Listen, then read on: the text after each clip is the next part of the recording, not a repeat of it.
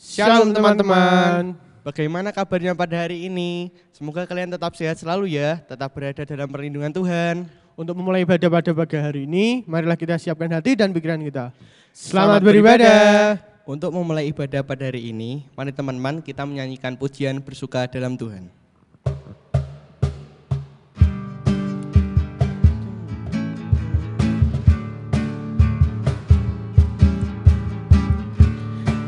Hari ini hari yang telah dijanjikan Tuhan, mari kita bersuka.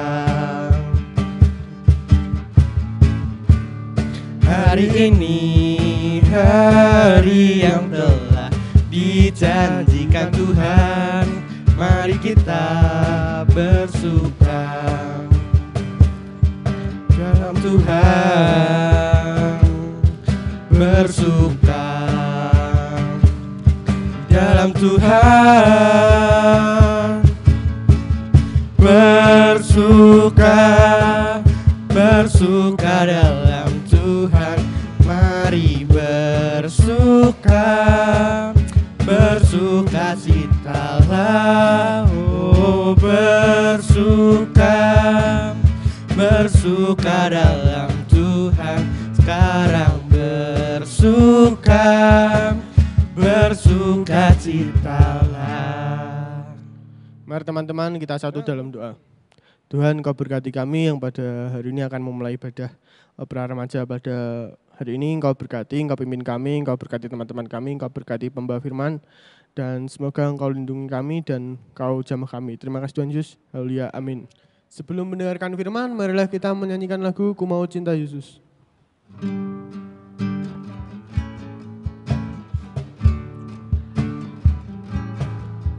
Ku mau cinta Yesus selamanya. Ku mau cinta Yesus selamanya.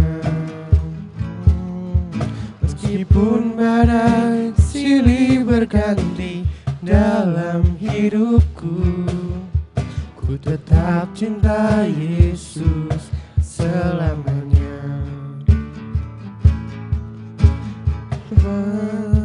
Bapa, ini aku anakmu, layakkanlah seluruh hidupku. Ya Aba, Bapa, ini aku anakmu, pakailah sesuai dengan rencanamu. Selamat pagi adik-adikku remaja GKJ Salatiga dan juga segenap pemirsa dimanapun Anda berada. Mari kita bersama-sama saat ini membaca serta merenungkan firman Tuhan. Tapi sebelumnya mari kita memohon pimpinan Tuhan di dalam doa. Kita berdoa. Bapa kami yang di surga, Bapa, di dalam nama Tuhan Yesus Kristus, perkenankan kami datang sowan menghampiri tahta kemuliaan di surga. Seraya membawa rasa syukur kami, oleh karena kami boleh Tuhan perkenankan untuk senantiasa menjalani kehidupan kami sampai dengan hari ini. Di tengah-tengah situasi pandemi COVID-19, kami masih tetap eksis, kami masih tetap menjalankan aktivitas kami. Dan ini semua dikarenakan pemeliharaan Tuhan yang luar biasa dalam hidup kami. Dan saat ini kami ingin Tuhan memelihara kehidupan kerohanian kami melalui sapaan kebenaran firman-Mu. Berbicaralah Tuhan, kami siap untuk mendengarkan. Di dalam nama Yesus Kristus, Tuhan dan Juru Selamat kami yang hidup, doa ini kami panjatkan kepada Allah Bapa di surga. Amin. Adik-adikku remaja dimanapun kalian berada, mari kita mempersiapkan Alkitab kita, dan kita akan membaca dari kitab Perjanjian Lama. Ya, mungkin masih kelanjutan pembacaan Alkitab minggu yang lalu ya. Kita akan membaca dari Keluaran pasal 17 ayat 1 sampai dengan yang ke-7. Keluaran pasal 17 ayat 1 sampai dengan yang ke-7. LAI memberikan judul Di Masa dan di Meriba.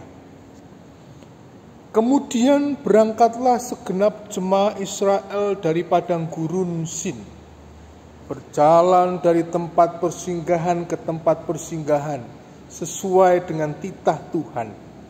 Lalu berkemahlah mereka di Rafidim, tetapi di sana tidak ada air untuk diminum bangsa itu. Jadi mulailah mereka itu bertengkar dengan Musa. Kata mereka, "Berikanlah air kepada kami supaya kami dapat minum." Tetapi Musa berkata kepada mereka, "Mengapakah kamu bertengkar dengan aku? Mengapakah kamu mencobai Tuhan? Hauslah bangsa itu akan air di sana." Bersungut-sungutlah bangsa itu kepada Musa dan berkata, "Mengapa pula engkau memimpin kami keluar dari Mesir untuk membunuh kami, anak-anak kami dan ternak kami dengan kehausan?" Lalu berseru-serulah Musa kepada Tuhan, katanya, "Apakah yang akan kulakukan kepada bangsa ini? Sebentar lagi mereka akan melimpari aku dengan batu." Berfirmanlah Tuhan kepada Musa, "Berjalanlah di depan bangsa itu dan bawalah beserta engkau beberapa orang dari antara para tua-tua Israel. Bawalah juga di tanganmu tongkatmu yang kau pakai memukul sungai Nil dan pergilah. Maka aku akan berdiri di sana, di depanmu, di atas gunung batu di Horeb. Haruslah kau pukul gunung batu itu dan dari dalamnya akan keluar air, sehingga bangsa itu dapat meminum." Demikianlah diperbuat Musa di depan mata tua-tua Israel. Dinamailah tempat itu Masa dan Meriba, oleh karena orang Israel telah bertengkar dan oleh karena mereka telah mencobai Tuhan dengan mengatakan, "Adakah Tuhan di tengah-tengah kita atau tidak?" Nah, sampai di sini pembacaan firman Tuhan. Yang berbahagia adalah mereka yang mendengarkan firman Tuhan, merenung-renungkan firman Tuhan, dan melaksanakan dalam kehidupannya hari lepas hari. Terpujilah Tuhan, haleluya. Adik-adikku remaja yang dikasih oleh Tuhan, pernah suatu ketika ada seorang remaja itu bertemu dengan saya dan bercerita. Biasa ya, anak remaja curhat, curcol. Nah, dia cerita kepada saya bahwa, "Pak, saya tuh terkadang bingung dengan diri saya. Perasaan saya, kejiwaan saya itu sering berubah-ubah. Sepertinya tidak stabil gitu loh. Saya terkadang gampang sedih, kemudian cepat berubah menjadi pemarah, dan seterusnya." Ya, saya katakan kepada anak remaja itu dan mungkin kepada saudara sekalian bahwa inilah dunia remaja.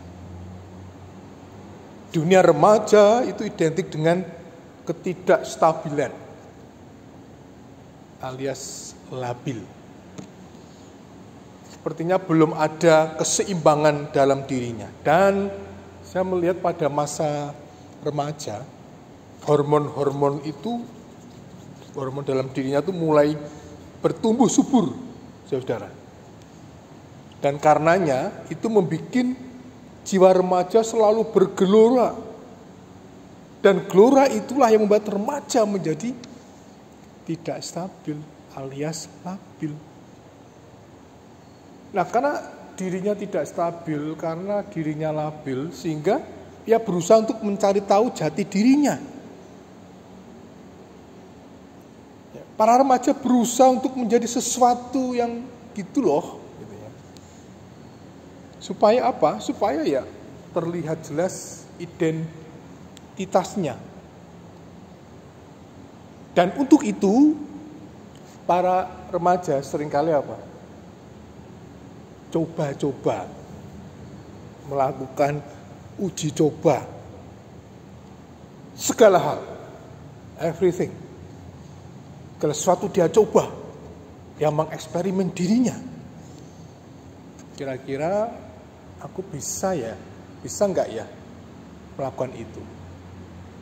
Kira-kira sanggup nggak aku berbuat seperti itu? Mampu nggak ya? Nah, dari remaja, coba-coba bereksperimen itulah yang terkadang membuat remaja pada akhirnya mudah jatuh. Ya, mudah jatuh. Seperti misalnya ya, remaja jatuh pada narkoba, jatuh pada alkohol, ya mau coba-coba, cobalah sedikit, nggak apa-apa kok. Sedikit aja nggak apa-apa, lama-lama tambah-tambah gelas, ya akhirnya mabuk lagi. Bahkan juga yang mencoba untuk gaya hidup bebas. Bahkan dia belajar untuk membekali dirinya dengan segala macam hal untuk apa? Bekalnya di jalan. Ya, street fighter, ya, perkelahian di jalan, dan lain-lain. Nah, semuanya dicoba, adik-adikku. Hanya untuk apa? Mencari jati dirinya. Dan terkadang pencarian jati dirinya ini tidak pernah tiba pada satu titik kepastian. Pokoknya yang penting bagi saya, aku ingin mencoba segala sesuatu. Katanya mumpung masih muda. Nah, adik-adikku remaja yang dikasih Tuhan. Terkadang para remaja itu juga mencobai Tuhan loh. Ya. Tidak jarang ketika ia berdoa kepada Tuhan, meminta sesuatu kepada Tuhan. Misalnya apa? Misalnya dia berdoa minta apa? Tuhan, aku minta HP yang bagus. Tuhan, aku saat ini memerlukan laptop yang keren. Bukan keren tapi keren. Tuhan, aku ingin punya sepeda supaya bisa kling-kling goes, putak-putak ke Jakarta, Ancol, Monas, ya kayak lagunya zaman saya dulu ya. Pengen punya motor yang bisa lari cepat. Nah, pengen tampil keren, tampil wow di depan teman-temannya. Nah, bersamaan dengan dirinya meminta sesuatu kepada Tuhan, berdoa kepada Tuhan, ternyata juga di dalam hatinya muncul sebuah pertanyaan. Kira-kira Tuhan jawab enggak ya permintaanku? Kira-kira Tuhan paham enggak sih apa yang aku minta? Nah, kalau doanya belum terjawab-jawab, permintaannya belum terkabul, muncul pertanyaan. Kira-kira Tuhan ada enggak sih? Kok dia enggak jawab-jawab permintaan? Nah, adik-adikku remaja, sikap permintaan dalam doa yang seperti ini adalah sebuah gambaran betapa diri manusia, ya, secara khusus remaja, ya, itu bahkan dewasa, itu cenderung mencobai atau cenderung menguji Tuhan dalam segala hal. Tidak hanya dalam hal doa, bahkan dalam setiap perilaku hidup kita. Bahkan kita tidak sadar kita meragukan kemahakuasaan Tuhan, kebesaran Bapa di surga. Apalagi kalau kita mulai didesak oleh kebutuhan-kebutuhan kita.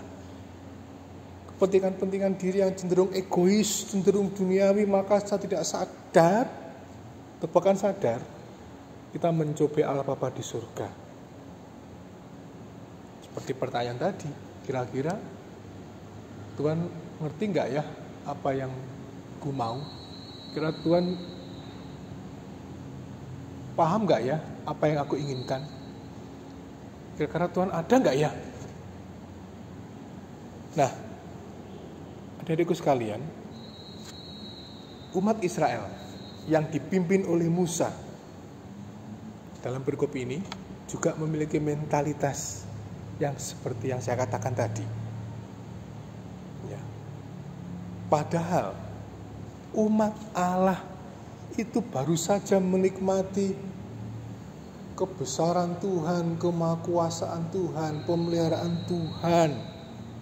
Tuhan memanggil mereka keluar, mengeluarkan mereka keluar dari tanah perbudakan Mesir. Dan dalam perjalanan keluar, Tuhan juga memelihara mereka, ngasih roti mana, kemudian burung puyuh. Ya. Ini Tuhan bertanggung jawab atas kehidupan umat. Tetapi kok umat masih merasa kurang cukup, kurang bersyukur, malah mencobai Tuhan dan meragukan eksistensi kehadiran Tuhan dalam kehidupan mereka.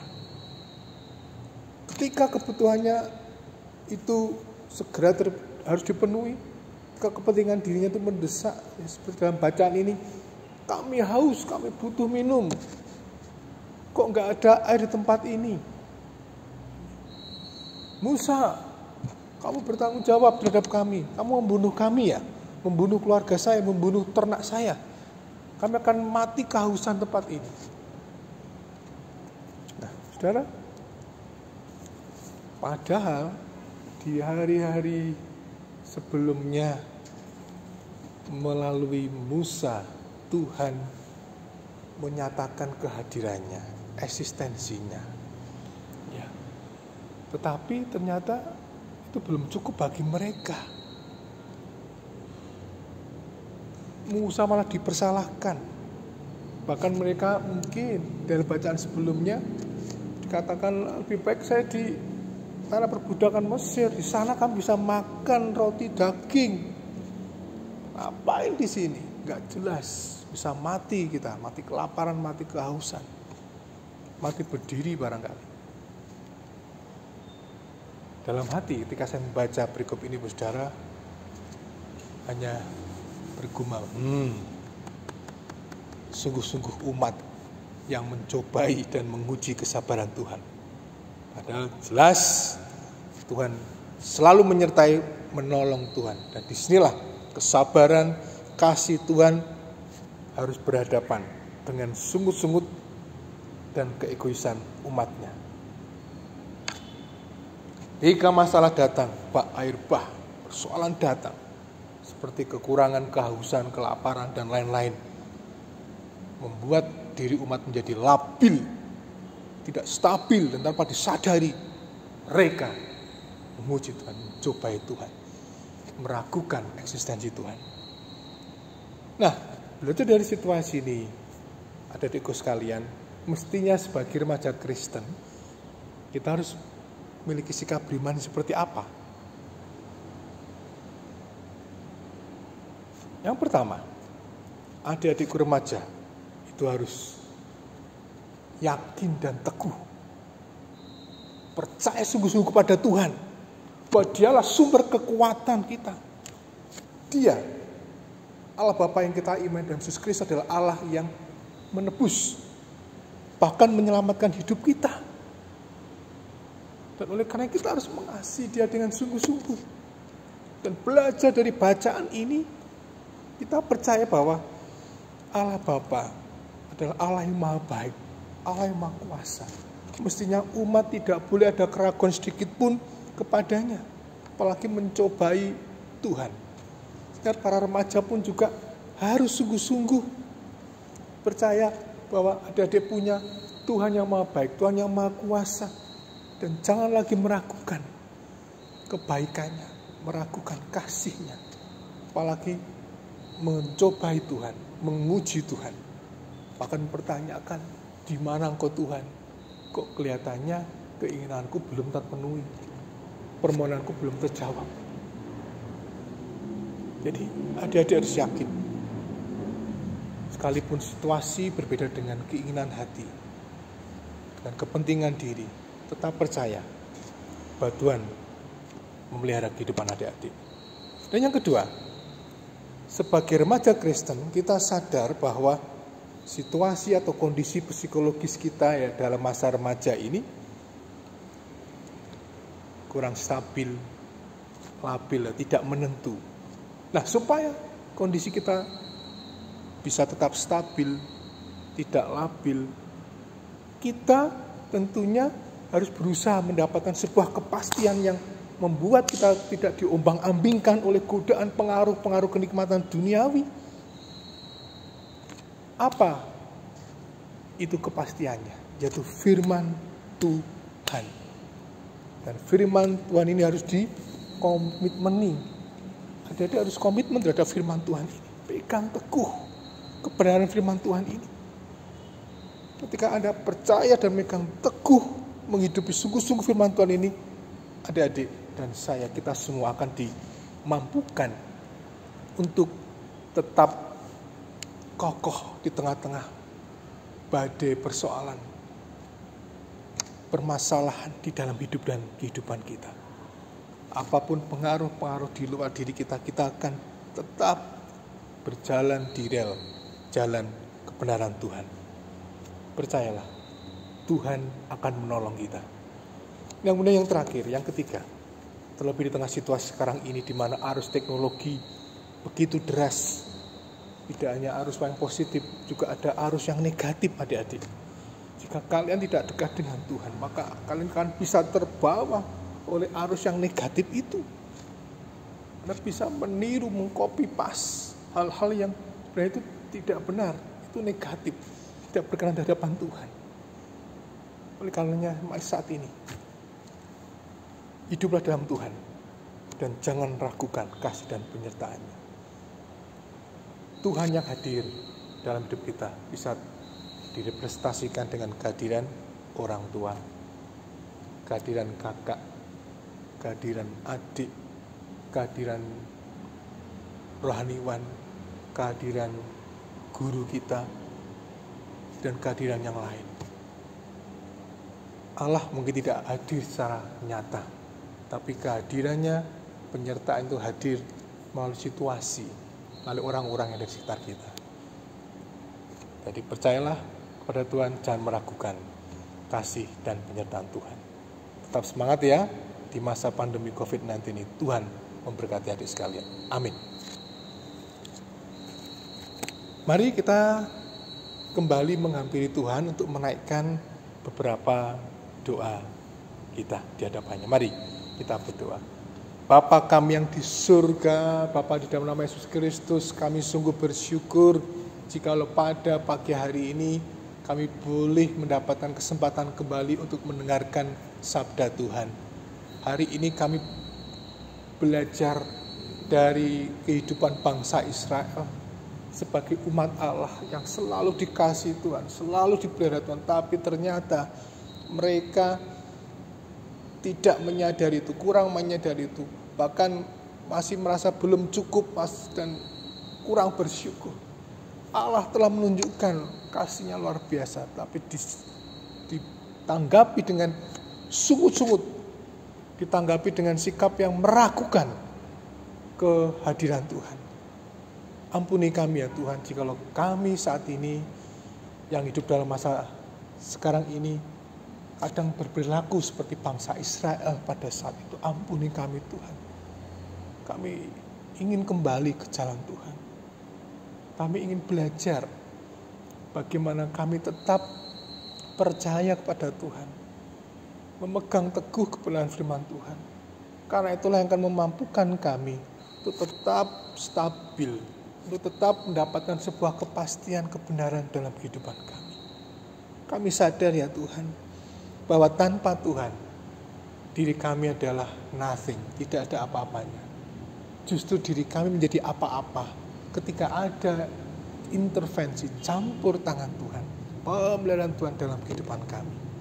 Kami mohon Tuhan, di tengah-tengah situasi pandemi COVID-19 ini, kami para remaja juga berkontribusi dengan segala keterbatasan kami. Kami rindu Tuhan, bagaimana kami juga ingin membawa generasi muda, rekan-rekan kami remaja untuk tetap taat kepada Tuhan, untuk tetap berjalan di jalan Tuhan. Jangan sampai lagi meragukan kuasa Tuhan, bahkan sudah tidak mau tahu lagi terhadap firman Tuhan, apalagi kesempatan, tidak ada pertemuan, tidak ada ibadah setiap minggu secara onsite. Justru menjadi tantangan bagi kami bagaimana kami membangun mezbah doa, yang membangun ibadah dalam kehidupan kami secara pribadi pada Tuhan dan juga bersama dengan keluarga kami. Kami yakin dan percaya Tuhan akan memampukan setiap kami, khususnya para remaja Kristen, untuk menjadi seperti yang Tuhan inginkan. Terima kasih Tuhan. Kami serahkan kehidupan kami, keluarga kami, masyarakat kami, bangsa kami, dunia ini, sesuatu ke dalam penyertaan Tuhan. Di dalam nama Yesus Kristus, doa ini panjatkan kepada Allah Bapa di surga. Haleluya. Amin.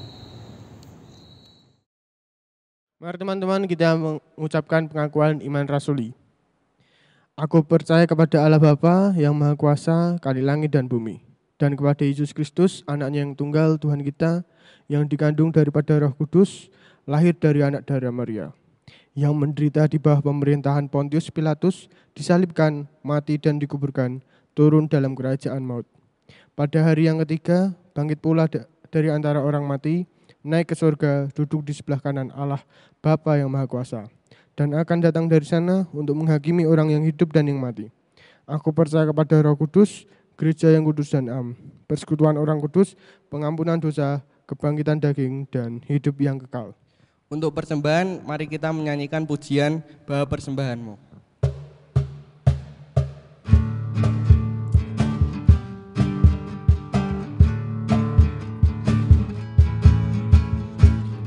Bawa persembahanmu dalam rumah Tuhan, dengan rela hatimu, janganlah jemu.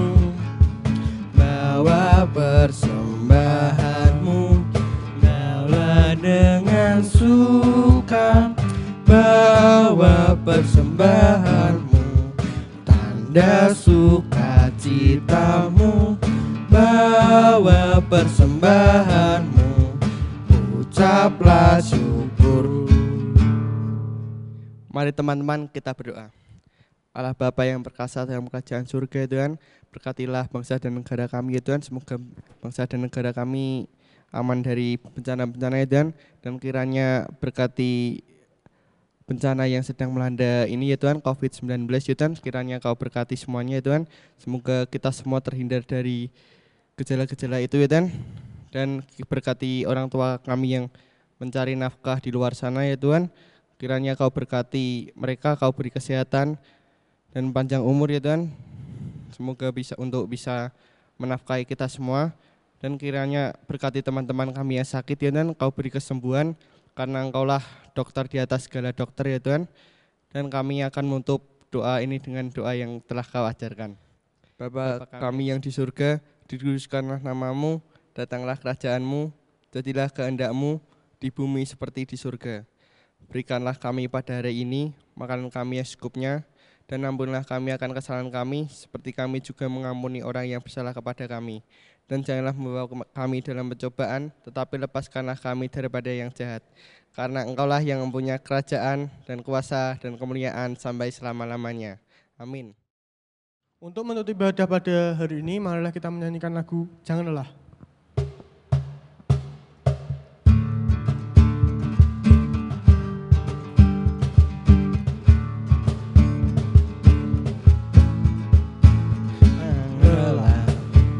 Bekerja di ladangnya Tuhan, Roh Kudus yang beri kekuatan, menopang,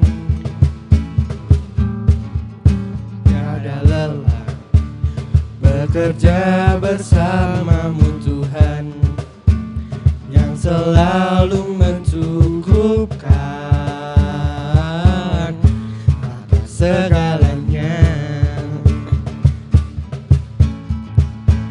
Tanah bergelombang, timbullah tanah yang berlubang, menjadi siap dibangun di atas dasar iman. Ratakan tanah bergelombang, timbullah tanah yang berlubang, menjadi siap dibangun di atas dasar iman. Selamat hari Minggu, Tuhan Yesus memberkati.